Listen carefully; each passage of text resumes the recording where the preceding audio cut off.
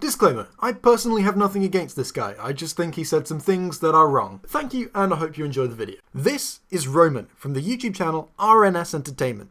He recently released a review of Infinity War called Infinity War Sucks, in which he says things like this. Again, this movie is just that, a soulless corporate product intended to rake in a ton of money off of the most easily manipulated, easily impressed, generic audience possible. The general public. And like I said, little babies. Like, I bet this film was great for babies. I bet this film was great for little children. And then the comments on the video are like this. Wow, more dislikes than likes? Lol. You just triggered a bunch of Marvel Disney fangirls with facts and the truth. Yeah, it's almost as if people don't like being directly insulted for their personal subjective taste in films. It doesn't matter how well thought out a negative criticism of this film is, the hype is too high and the brainwashing too strong for anybody to simply accept it as a difference of opinion and move on. They will bend over backwards to say how wrong you are and twist literally anything as a way to dismiss you. So, in this video, I'm going to be bending over backwards and twisting literally anything he says as a way to dismiss him. If by that you mean just pointing out that a huge amount of the stuff he says is objectively not true. So some of you may remember Roman because I featured his work on my channel before. He was complaining that the MCU Spider-Man suit doesn't look anything like Spider-Man because it has some small black bits on it. I hate this costume. It doesn't look anything like Spider-Man. Like, Spider-Man does not have black bands wrapped around his arm. Oh, yes, he does. They're right there. You can see them. But then, in the same video, he went on to make this complaint about the design of the Vulture. They ripped off the coat from Bane in The Dark Knight Returns. They ripped off the Goblin tech from the Tobey Maguire Spider-Man movies to make the fucking wings and, like, the robotic parts of the suit. Literally looks exactly like that. And then, after complaining that these things look too different, but these things look too similar, he went on and said this. But yeah, the irony here is not lost on me. Like, are you sure? But we've already covered all that. So aside from, hopefully, getting his eyes checked, what else has he been up to recently? Oh yeah, right, he made that video about why Infinity War sucks. So he starts the review off by warning people that he's not a fan of the MCU. I find the MCU movies soulless corporate products. Then he goes on to talk about how he doesn't like most superhero movies. So as a comic book fan, I'm not really a big fan of live action superhero movies. There have been a few that are really good and outstanding, like Logan or Deadpool, or a few others. Then he goes on to talk about how he doesn't like the Infinity Gauntlet or War comics, and generally prefers media that sticks away from cosmic scale events. Now this review is not going to be me saying, it's not like the comics, therefore it's bad. You definitely won't need to remember that he said that, because it definitely won't be relevant later. Because I don't like any of the Infinity comics. Which kind of makes me wonder what he expected going into this. Like, did you really expect to enjoy this film, Roman? But no, I'm sure he can put all of his subjective opinions aside and take a good objective look at the flaws of Infinity War. And even if he doesn't do that, I'm sure he'll do a good job explaining his subjective views on the film, why it didn't work for him, while maintaining and demonstrating an understanding that these are just his personal preferences. He doesn't. Any of my complaints with this movie do not stem from the fact that I'm a huge fan of the Infinity Gauntlet or Infinity War, both of which have very little to do with this actual movie. So then Roman goes on to talk about how he doesn't like Disney as a corporate entity. He says that they just buy up IPs, mash them up, and then package them together as new movies aimed at a more general audience. Then he goes on to talk about how he thinks that's impacted Infinity War. In Avengers Infinity War, this manifests in constant low-hanging fruit humor. I'm talking fart jokes, he got smacked jokes, and oh, look at the awkward white guy around all these black people jokes. Okay, so you finally identified a joke that was actually in the film, so good job there. Although you did make it plural for some reason when it was definitely just the one joke you were referring to. And you also brought race into it for a reason that I'm not really clear on. Should we bow? Yeah, he's a king. What are you doing? We don't do that here. This joke is just sort of a fish out of water joke, while also doubling as a banter between friends joke. While they are the races that you said they are, I don't understand why you think that's relevant. But I'm not going to get bogged down on that, honestly. Then he goes on to talk about my favourite topic when it comes to discussing movies. I just love talking about this. He thinks that the movie is trying too hard to be diverse. Because yeah, they definitely make it a point to tick off a lot of those little boxes. A lot of those little, like, oh, things we've been criticized for boxes. Not enough black people in the MCU. Make Black Panther with just a shit ton of black people and throw them out there. So cool. So thanks for taking time out of this Infinity War review to say that you think Black Panther only exists to tick boxes. You know what? Maybe. I genuinely don't know. Maybe they made it because they thought it would be good to get more black people in the MCU. Maybe they made it because they thought that the Black Panther comics would make a good film. Maybe it's a mix of both of those things. But even if it does, you can't really angle that as a criticism because at the same time, it's also really good. The fact is, it very clearly was marketed to a black audience, which shouldn't be a problem for anyone. It's just a clever marketing strategy. Directly targeting a demographic that you've never directly targeted before with your business is just smart. It's a good way to bring in customers that you wouldn't have brought in otherwise. It doesn't make you a soulless corporate entity either. I'm sure that you've chosen topics to talk about because you think they'll bring you in more viewers. I've done it in, say, literally this video. Before I made this, I was trying to decide whether I should make this video or a video on everything wrong with Dishonored 2, and I chose this because I thought it would do better. Not enough female representation and focus on the female characters in the MCU. Okay, let's have some girl power scenes where the Scarlet Witch, the bald chick with the neck rings, and Black Widow fight the female villain because girl power. Yeah, I honestly doubt that that scene is a response to them getting criticism that there's not enough female representation in the MCU. Just for the reason that if it is, it's rubbish.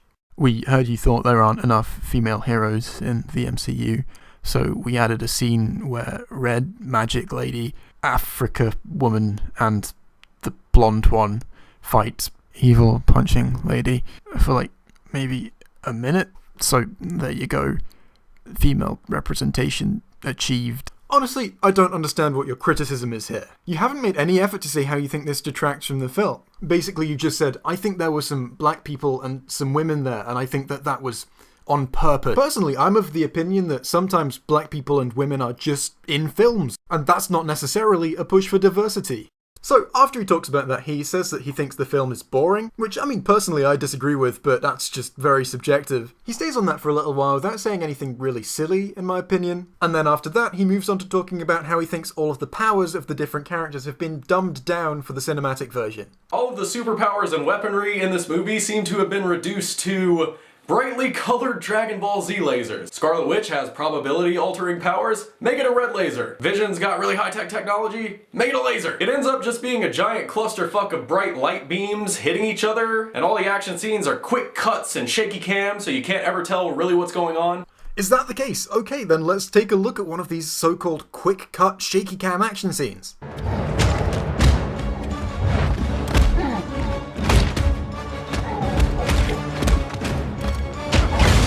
So okay, I'll give it to you that the camera isn't stationary for the whole thing, and there are a couple of cuts in there. But if that's all it takes for you to find it difficult to tell what's going on, you are the problem. After that, he talks fairly neutrally about the effects, Thanos as a character, and then he moves on to something else. I will say that the one scene I thought was good, because I thought there was only one good scene in the entire movie, and even that was just good, it wasn't great, was the, and again, spoilers, Gamora death scene. And right off the bat, I don't give a fuck about Gamora, so she can die all she wants, and it was really set up and just really like hammered in, like, this bitch is going to die. The foreshadowing was so heavy-handed that it just reminds you that the film is for little babies. Like, that's the biggest sin overall. That's why I don't like the Guardians of the Galaxy movies and most of the MCU movies. Because all of these adult characters who are like in their 30s and sometimes 40s are running around talking like 10 to 11-year-old children. They've all got very specific friendship, family, or crush dynamics, you know, very things that kids will relate to, you know? Bury me in the ocean with my ancestors that jumped from the ships. You've got Gamora and Nebula being like, sisterly love.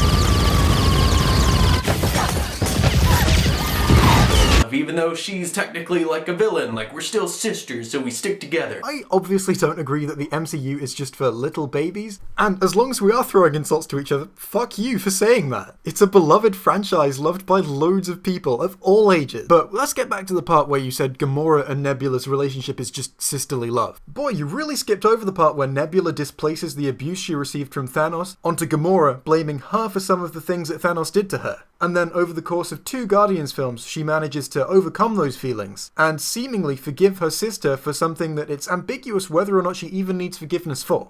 You're acting like the movies are surface level, when actually, your understanding of them is. You've got the weird daddy issues thing with Thanos and Gamora, which, why does he care about her at all? That's another thing I wanted to talk about, was Thanos' motivations are so different in this story than anything I've seen from Thanos before. That's right. Roman thinks that in the so far 4 previous appearances of Thanos in the MCU, the longest of which was 40 seconds, that in the scene where he literally doesn't say anything, in the scene where he argues with Ronan, the scene where he puts on a shiny glove, and the scene where he acts protective over Gamora while also calling her his favorite, you alienated my favorite daughter, Gamora. That he's shown no sign of having any affection for Gamora, which is true.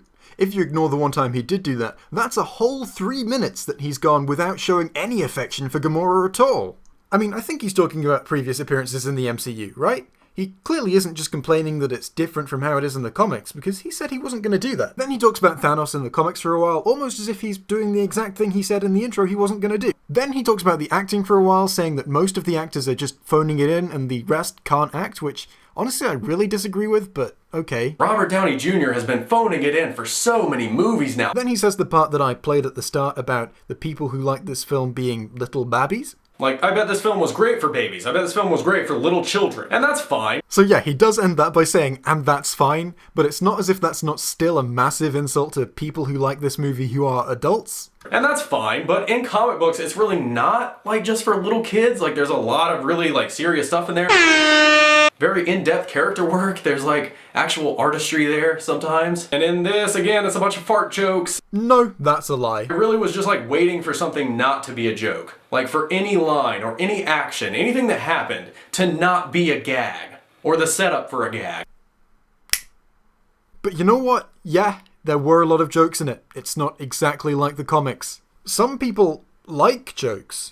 And let me tell you this, if you go into a joke expecting to be annoyed by it, you are so much more likely to be annoyed by that joke. If you're just sitting through a film waiting to roll your eyes at the next attempt at comedy, why bother watching it, man? As soon as you expect not to like something, you won't like it. And you know what? Maybe MCU jokes just don't really fit with your sense of humor, and that's okay. But don't act like that's the movie's fault. Like you said, you're a comic book fan. You don't really like superhero movies. And you especially don't like the MCU on top of that. This is very clearly a personal taste thing. You don't just get to say that everyone who likes it is easily manipulated or a little babby. Sometimes you've got to accept that things aren't made specifically to cater to your tastes. Even when things try to get serious, it's that Disney type of serious. Like, I'm surprised the film wasn't rated G. Almost no one bled. When they died, they turned into, like, papery CGI dust and, like, drifted off in the wind. That's right, it's that Disney brand of serious with no blood.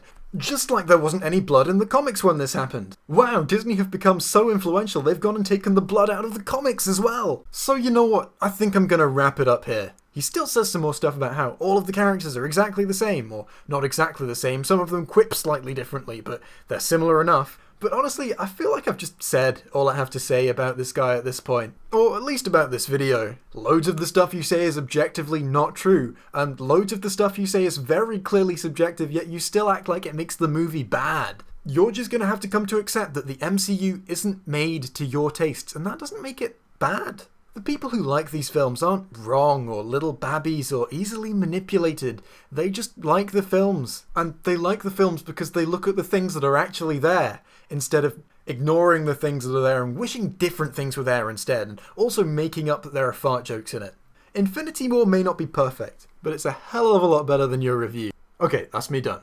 Before I go, I would just like to preempt one of the criticisms I think I'm going to get on this video and tell you why I did it the way I did it. People who go back and watch the original will see that in this part of the video... Why does he care about her at all? That's another thing I wanted to talk about, was Thanos' motivations are so different in this story than anything I've seen from Thanos before. That he then goes on to compare Thanos in the movie to Thanos in the comics, and then ends up saying he prefers Thanos in the movie. I'm guessing some people will say to me, Jay, he's not criticizing Thanos for that, he's just comparing the movie to the comic. Or, Jay, he's just taking some time out to compare the movie and the comic. And personally, while I could see where those complaints would be coming from, which is why I'm preempting them, I left it in because he asked why they made this change. If he prefers it, surely he shouldn't have to ask that. Surely it should be obvious to him. They made that change to make the movie better, Roman. But my personal guess as to what's going on there is that when he asks why they changed it, he's talking about his relationship to Gamora. And that part he doesn't like. And when he says he prefers stuff, I'm guessing he's not talking about that part, and instead he's talking about the Lady Death stuff. That was just my interpretation of what he said, and if you disagree with that, then I guess you don't have to count that criticism.